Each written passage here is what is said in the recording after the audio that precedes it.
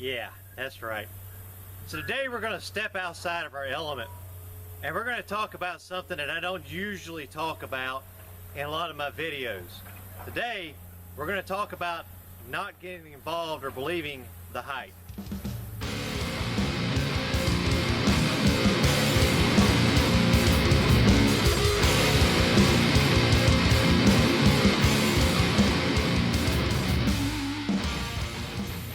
Hello, my name is Arthur, and I am the CEO and founder of Tackleberry Solutions. We teach wartime tactics to citizens for civil defense purposes, and today I want to talk to you about not buying into the hype. So there are three areas we're going to focus on, and guys, this is not something I normally do. I've tried really hard not to get into it, but having seen some of these YouTube warriors and having so many of my clients asking me about this type of stuff, I don't feel like I have an option anymore. So we're going to focus on three areas. One, gear. Two, caliber, weapon type. Yeah, I know there's a huge argument there, and always a wiener measuring contest. And three, I'm going to argue mostly about how you utilize the weapon, how to properly run the gun. Okay, let's get started with that. So number one, equipment. There are a ton of guys out there, especially these YouTube warriors.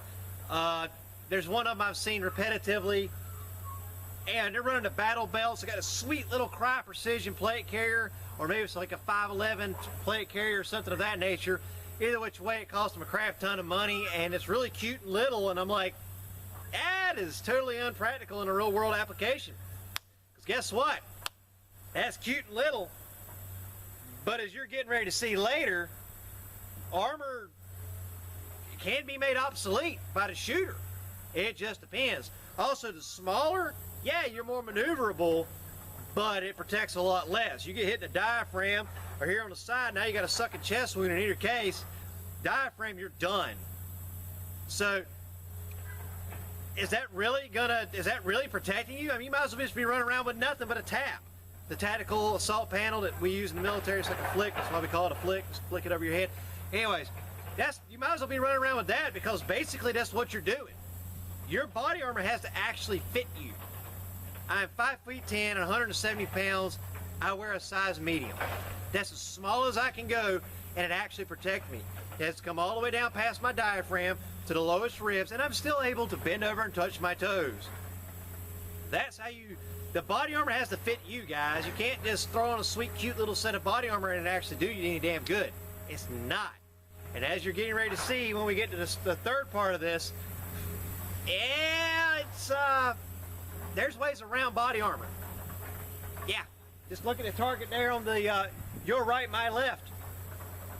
Designed specifically for that purpose, which we'll talk about later. Now, moving on to, well, when you're getting your body armor, you want your body armor to actually be applicable to you. When you're getting your equipment, you want it to be applicable to you. You want it to work for the mission you're using. So, for an example, suppressors. Suppressors, guys, extend the barrel of your barrel length by anywhere from 6 to 8 inches. So, that sweet 10-inch rifle you got that you just put a can on, now you have an 18-inch rifle. A little bit more challenging clearing the building when an 18-inch barrel is versus to a 10. Not impossible, I do it, but a little bit more challenging. You guys got a standard 16-inch barrel, you put that thing on there, you now have a 24-inch barrel. Good luck clearing a house with that, because you ain't going to do it. You'll be clocking everything in there, and what are you doing? You're bumping that suppressor, that freaking $1,200 suppressor on every damn thing you got in there. You're like a bull in a china shop. Is that necessary when a set of Howard Elite freaking electronic hearing will do exactly the same thing for you? Protect your ears.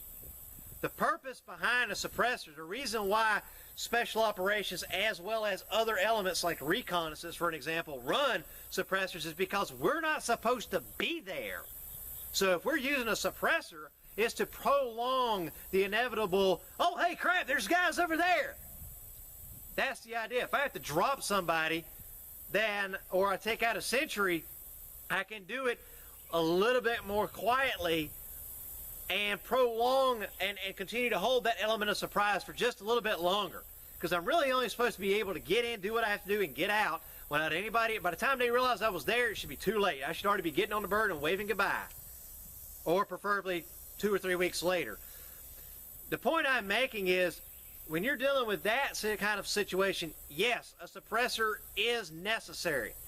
But for you average guys that are trying to defend your home, defend your property, or even if you're on the offense, is a suppressor really necessary? No, it's not. Protect your ears, absolutely. I'm totally deaf in this ear. I can tell you, protect your hearing, head up and down. Yes, protect your hearing, because you only get it once. It doesn't come back, okay? It doesn't grow back. It doesn't happen. All right? But is this having headphones on, electronic ears cheaper? Yeah, you can pick them up for about $45. Is it lighter? Yes, most definitely. You don't have a heavy weight on the end of your barrel, which is a suppressor can be. I don't care how light they think it is. It's still kind of heavy. And is it as awkward? No. The other thing is, you're putting all that noise downrange. So anyone else that's in that building, your enemy, is hearing all of that and getting all of that muzzle blast too, and it's just adds to the chaos and confusion. Having said that, I've already said that I run a suppressor because I have an 18-inch barrel. Why? Because I also have a dog. That's right. I have a dog that's with me all the time. Sweet little Doberman, tear your head off. Because I can't replace her ears, and putting hearing protection on her is, well, it ain't going to happen. That's why I run a can. So it has to fit your application. For the average person, are you really going to need a suppressor? No. No, you're not. So don't buy into the cool guy factor. There's a joke that runs around in the military that's like, hey, if you look tactical, you're 90% combat effective. Ground a mustache, be 100% combat effective, don't even know how to fire your weapon. Hot damn. It's a joke, guys. We're not being serious. Just because you look tactical don't mean you're combat effective. And if you know anything about tactics, half these YouTube warriors you're seeing would get their ass handed to them in a real firefight because they'd be too busy getting suppressed. The name of the game in a firefight is suppress the enemy, get in on top of them, then kill them. That is your goal. It doesn't matter what type of warfare you're in, whether you're in an urban, wooded environment, or you're in an urban environment. It's the same goal. Get in on top of them, suppress them, keep them on the ground, keep them down, get them on the ground, kill them. Drive forth to the next enemy. It doesn't end until you've killed all the enemy combatants in the immediate area. Then you can go, woo, that sucked.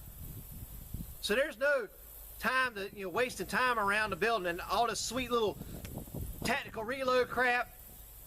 Looks smooth, looks good. Is it really world applicable? Hell no, because here's what's going to happen. You're going to be shooting, you're going to in a second be like, damn, I probably only got about 5 rounds. You're not even going to take time because you know there's one in a pipe. You're just going to automatically up that mag. Cops do this all the time.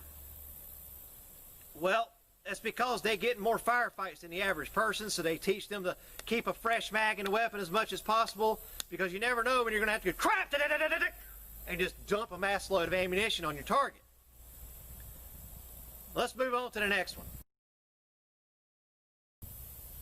Weapon and weapon caliber. Weapon choice and weapon caliber. A lot of guys have asked me about caliber and the type of weapon, and is this a good one or is that a good one? There's a huge argument, AK, no AR. Guys, I can totally tell you both those rifles are garbage, and yet both those rifles are great. I can make an argument all day long. It's about you, the shooter. Same thing with Glocks, 1911s. I have both. I do. I have an AK, I have an AR, I have a Glock, and I have a 1911. I have them all. And again, I can talk crap about all of them, yet at the same time, I can tell you great things about both of them. You just saw me shooting a Glock at the beginning of this video. So,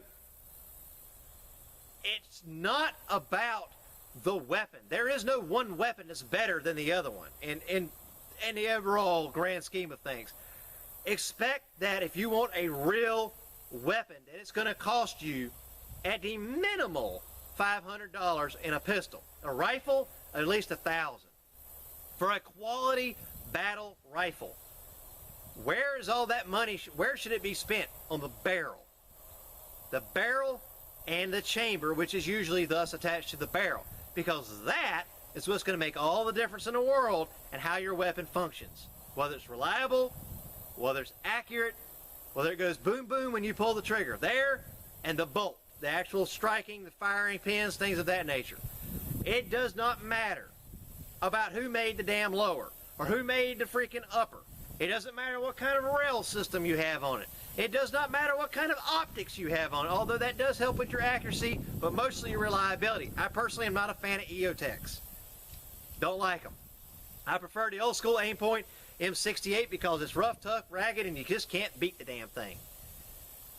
But I also have a sight mark on one of my rifles.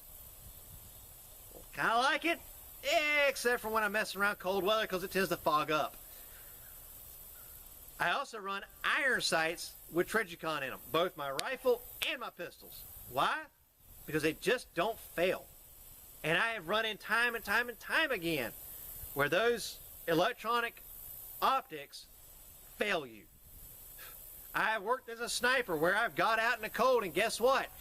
Throw up the scope and I can't see through the damn thing. And this is a Leopold. High dollar. And it's totally fogged over because I'm way the hell up in the damn mountains, freaking Montana, doing cold warfare training. And guess what? It's negative 35 degrees outside, guys. And I just jumped out of a perfectly warm truck. Of course it's going to fog over. That's why I use iron sights as a backup. Rip that baby off, pop them up, ready to rock and roll. Alright, so don't buy, and it kind of goes into the equipment side too. You don't need a $3,000 damn rifle to kill people, okay? Look at Act of Valor, a movie actually made by Navy SEALs to try to show how things really go down. Do you see those guys rocking and rolling a full auto weapon? Nah, those M4s were not full autos. And what were they? Bushmasters and Colts. They were just the best, the standard run-of-the-mill rifle, and they were all running semi-automatic. The freaking M110 that old boy was using as a sniper rifle, probably made by Knight Armory. That looks like an M110, standard for the military. Why are those weapons the ones they use? They're simple and they're reliable. Guys, you don't need stupid accuracy. The nature of modern warfare is not, I'm going to shoot 500 yards and hit somebody. Nah, not really, man. Again, I worked as a sniper. Average shots, and look it up. Average shots in Iraq, that's where I was at, 200 to 400 yards. Did I need a $6,000 sniper rifle to do that? Hell no. I could do that all day long with an out-of-the-box deer rifle. All day long. Was doing shots further than that as a kid with just a standard 30-06. So do I need a $6,000 sniper rifle? Nope. And you sure as hell ain't going to clear no house with it either. Okay, well then I need a sweet, cute little SBR. Again, shooter's choice. Depends on your equipment needs. What is applicable for you. Well, the same thing applies to bullet caliber and bullet type or weapon type. If you are familiar with a Glock, then stick with a Glock. Thing I love about the Glocks, they have a great pucker factor. In essence, there's no external safeties except for the one on the trigger, which means you're not going to pull the gun out and go, ah, crap, I forgot to cut, damn it, I got to get the safety off. No, and you're not going to accidentally pop the safety on when you're trying to shoot the damn thing, like you do on a 1911 in some models.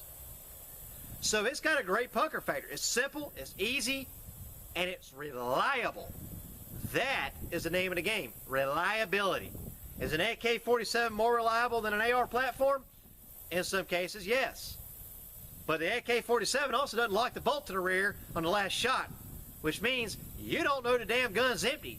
And it sure's got to be one hell of a bad feeling to raise the gun, think you're going to pull the trigger, and it go boom, and it go click.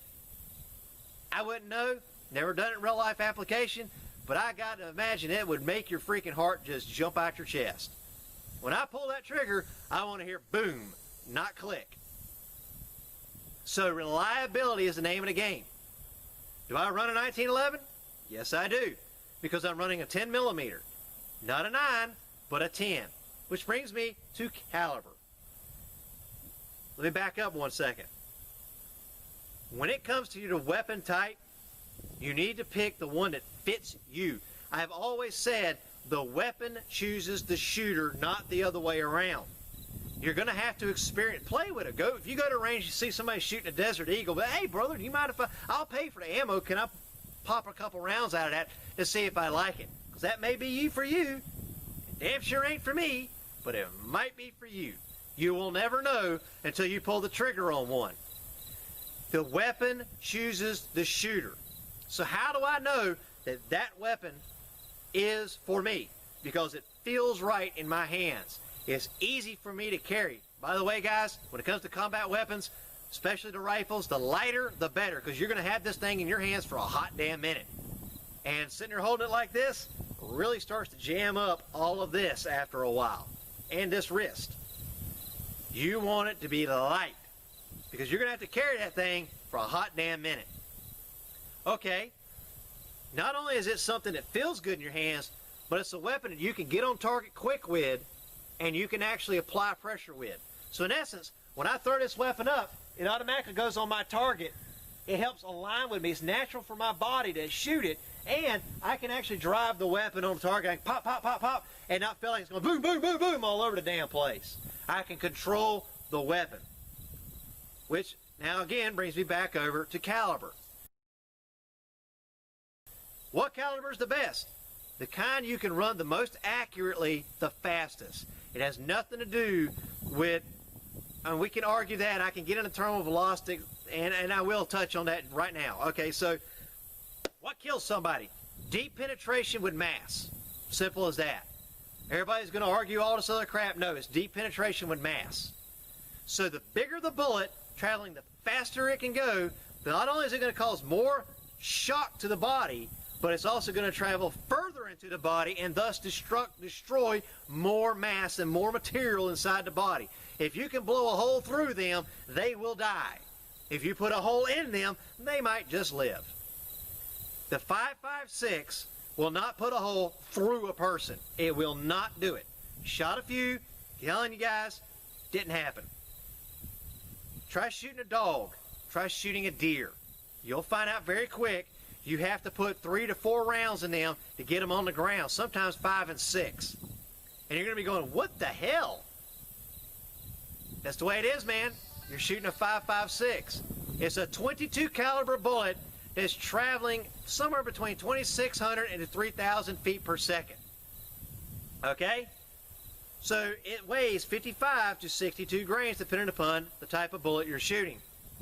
Well, what if we can go from a 55 grain bullet to a 150 grain bullet traveling at the same speed?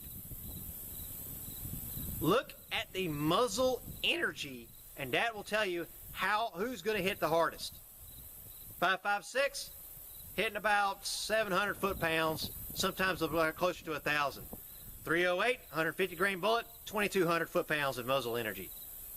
In essence, that damn thing's hitting like a freaking Mack truck traveling 100 miles an hour. But let's think about this logically. If I get hit by a VW Beetle traveling at 60 miles an hour, is it going to kill me? It's going to hurt. I might make it, I might not. But if I get hit by a Mack truck traveling at 60 miles an hour, is it going to kill me? Oh, hell yes. I'm going to be splattered all over the damn place. What's the difference? Mass. You're talking about 4,000 pounds versus 60,000 pounds. But the difference is they're both traveling at the same speed. Thus, the argument about 9mm and 45 really isn't an accurate argument. Everybody's too busy focusing on the weight of the bullet. Oh, 115 grain, 230. Yeah. But you're comparing apples and oranges. Because this one's traveling at 1,250 feet per second, while that one's traveling at 950 feet per second. You're apples and oranges here, guys. So let's compare something that's apples and apples. 9mm, 150 grain, traveling at 1,250 feet per second, but on a 200 grain bullet. Which one's going to do the most damage?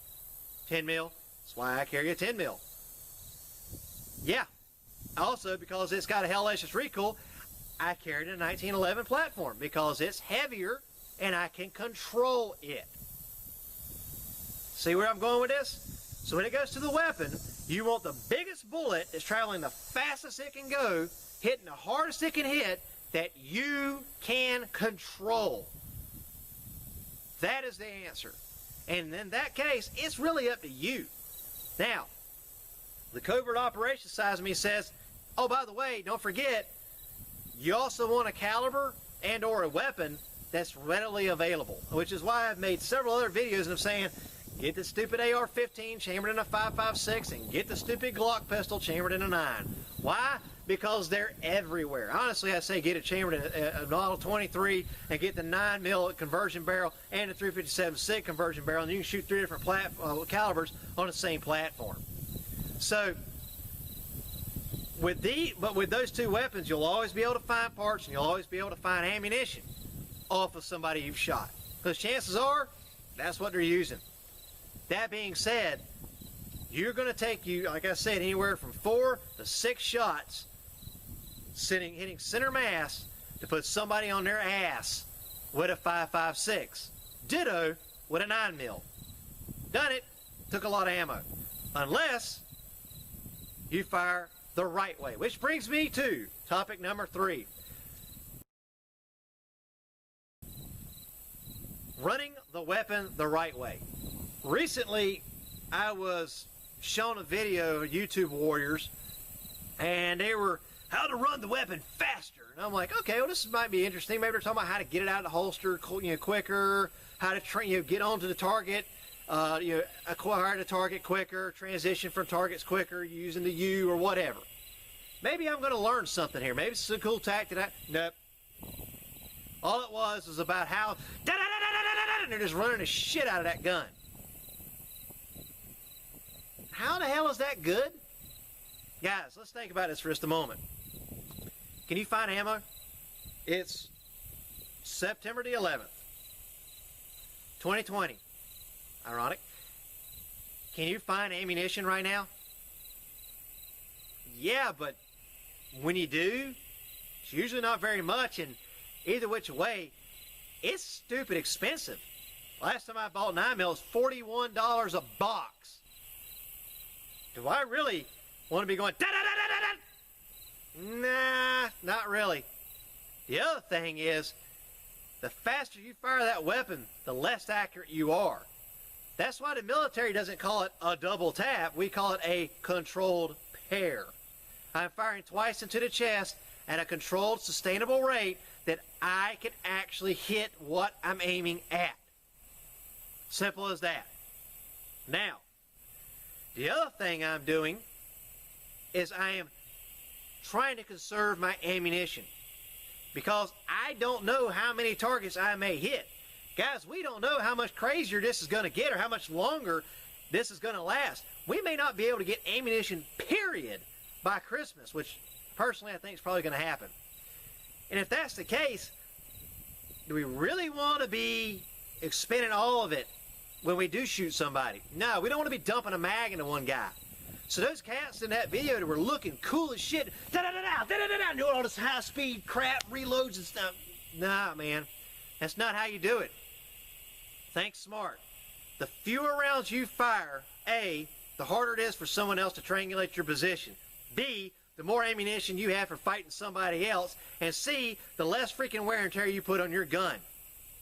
So, let's be smart.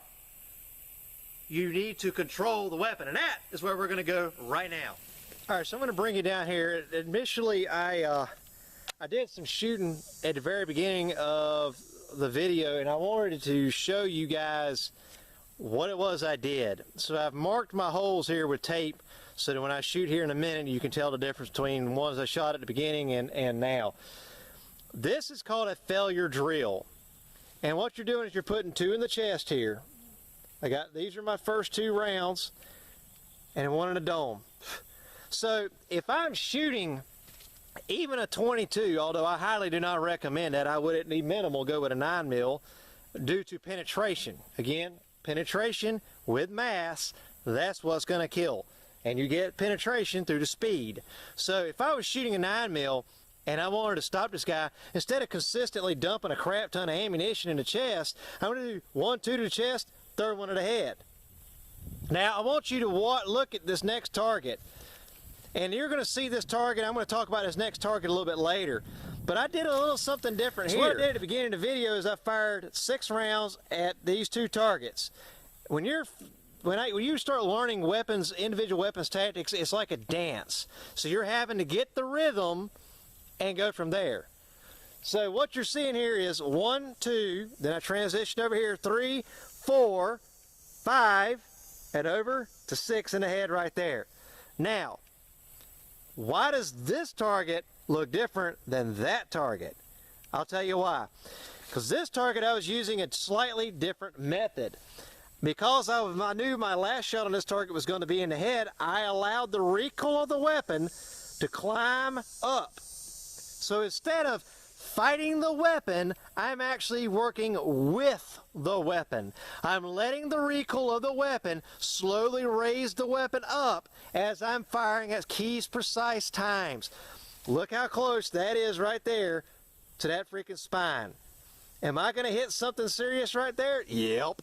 Is he going to go down? Oh yeah. And there's a very good chance I can nick his carotid. Is that one a dead heart shot? Hell yeah. And it's right on top of the spine. Where's that one? Directly in the dome piece. Is he going down? Yep, he's dead. That's simple. But as fast as I fired in the beginning of the video, pop, pop, pop, pop, pop, pop. That was about the speed I shot at on 2 targets and killed both of them that quickly.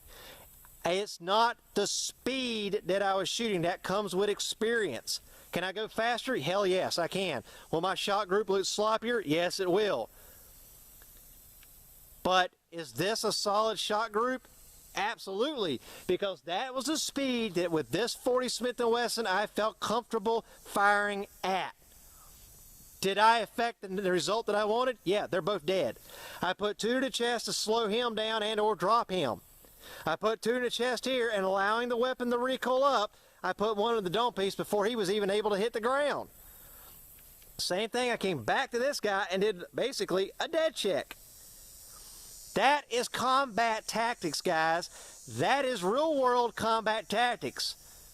In the real world, we don't continue to fire on the chest. We're not going to continue to do the same damn thing expecting a different result. That is literally the definition of insanity. So I'm going to do a failure drill automatically right out of the gate. 1, 2, 3. That's simple. Pop, pop, pop. Just that fast. And it's going to look just like this one over here. 1, 2, 3. I'm letting the recoil again of the weapon I'm working with the weapon, letting the recoil rise my rounds up on target as I pull the trigger. That's why the first 2 are pop, pop, pop. I'm letting it raise me up as I'm pulling that trigger. Okay, so a failure drill is really good, especially if you're just dealing with 1 or 2 people.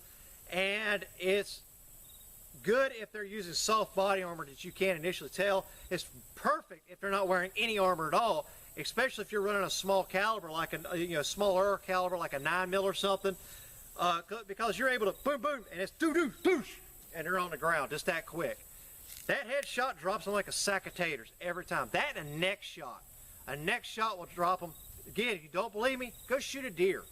Shoot a deer in the neck and see what happens. Even with a 5.56, you can shoot a deer 1 time in the neck and the damn thing will be right where you pull the trigger when you get to it. May still be alive, but it's down. Shoot it in the body, however, he's going to run off 100 damn yards before he drops. Because the 5.56 was just not designed to, I'm getting off topic. It was not designed to kill, it was designed to wound and maim and slowly kill over time. We don't have time for that crap. I'm telling you right now from experience, you roll up in a house on somebody, you're going pop, pop, pop, and you're letting the weapon recoil up, you're letting it climb up, just like this target here. What I'm about to show you is something called an armor failure drill. Okay, so when you see that body armor on them, and you know they're wearing that body armor, this is why it doesn't matter how sweet ass that plate carrier is, there's a way around it. Well, this is what it is. That's simple. Pelvis, chest, head. Boom, boom, boom. They're on the ground, just like that. Pelvis. There's no damn armor down here, and what did I hit? I hit his hips. And I just clipped his aorta. Guys, he's dead with that first shot. 50% of your overall tidal volume is right here made in your hips. That's why when an old lady falls over, they're usually dead within 2 weeks, because they've lost 50% of their overall blood tidal volume. Ask your medic. Ask a local EMT if you don't believe me. Heart, right there, dead center of the chest, solid hit. Head, right there in the dome, lights out. You saw how fast that was. That fast. Boom, boom, boom. He's dead. What did I do? I fired. I let the recoil of the weapon bring me up. Yeah, okay. Guys, I'm 3 damn yards from the target. So, I gigged it a little. 3 yards from the target. But you can still do that from 10, 15 yards. Modern warfare is in a building where you're fighting like dragoons. You rush up, get out of the vehicle, rush in, kick the door in, kill the enemy, get the hell out. Effect your snatch and grab, whatever. The days of fighting on a damn cornfield are long, long, long gone. So quit thinking that that's what you're going to be doing, because it is not modern day warfare. That being said, modern day warfare also has a thing called armor. So work around it. Boom, boom, boom. Armor failure drill. He's dead. 3 shots. I'm on to the next target. Did I dump a damn mag on him? Hell no. I'm not going to waste all that kind of ammo because I got 2 damn targets. So I'm going to pop. Problem solved. Moving on. I may even, and honestly, the way I would do it, pop, transition, pop, then work my way up. I may even only fire 4 rounds on them. But you'll never get this if you don't practice it. I don't care if you practice it with a 22. If you do what I do, I have a Glock 23, I have a conversion barrel, a conversion upper for a 22. And that's what I train with. Obviously it's working. I just went from a 22 to a 40 and I can handle it. And I'm hitting right on point. Now, I don't care if you do that or you do it with a BB gun. If you don't do anything but dry fire, something is better than nothing. But don't expect you're going to pull that out of your ass at the last minute and it work. That's why you have to train. But at the same time, train smart. Don't be stupid. This is made by Viking Tactical. Congratulations, Viking Tactical. You just got free advertisement. I'd appreciate you doing the same for me someday. That target's made by Viking Tactical. We started using this. I started seeing this target implemented and actually on a training scenario at the very tail end of my career. Why? Because guys like me and other NCOs were saying, "Nah, man, we were using this target over here the whole time." That is literally a standard military 25-yard 9mm qual target. That's what we shoot during qualification. If we do a paper qual, that's what we shoot. So 3 guesses where it came from. Anyways, we went from doing this to using this because we were teaching guys to stop going from just a double tap or the control pair in the center mass buckles of armor to go to an armor failure drill. We went from a control pair to the chest to a failure drill to an armor failure drill. The evolution of the battle.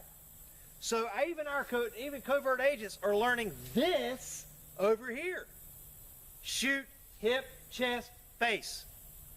In that sequence. It doesn't matter if he's wearing a helmet. For starters, guys, those ACHs are not bulletproof. Don't believe me? Shoot it. See what happens. It'll go right through it. Secondly, it doesn't matter if I totally miss this. I got that. That's the second biggest target on the body. The hips. If I hit him with a hard enough bullet, guess what? It's going to fold him just like a unicorn. The name of the game, again, get your target down, suppress their fire, and kill them. Move on. Combat tactics. This is not, I'm not teaching you how to do self-defense and when you'll have to fight some legal battle later. What I'm telling you, there is no court in a normal day. You do this crap and you go to court on it, you're going to lose. Because they're going to be like, why the hell did you shoot him? Hips, chest, and head. Obviously, you were trying to kill him. Well, yeah. Dumbass had a knife. Of course I was trying to kill him. you can't argue that I wasn't trying to kill that guy. There's no way I can argue that. So I don't do legal shit. I do combat tactics. So does that matter what caliber I'm using? Does that matter what gun I'm using? Nope. It doesn't matter. And am I putting a crap ton of ammunition on that target? Nope. Because I don't need to. It's all about bullet placement. Again, that brings me all the way back to the very beginning. You use the equipment that is right for you for the job you're doing. You use the weapon that works for you, that you can run the fastest, the most accurate, and you use the caliber that you can get the most of, that you can shoot the fastest, the most accurate, that hits the hardest and is going to put them on their ass the quickest. And in essence, you use what works for you. And if that's that freaking sweet-ass Cryo Precision plate carrier and a freaking badass, high-cut ACH and a sweet $6,000 rifle, okay, whatever. But don't feel like you're not combat effective just because you're using a $500 damn freaking Detroit Industries rifle and a standard IOTV that you bought off of Craigslist with some freaking AR-500 plates in it, and that none of your shit really works together or doesn't have a sweet look to it. It don't matter, man. Chances are actually higher you'll be more combat effective on the battlefield than everybody else. Just the way it works. That being said, one last little tidbit. There's a reason why all of our uniforms and our plate carriers are color matching. Because at a distance, it's a little bit harder for somebody to tell if you're wearing body armor or a flick.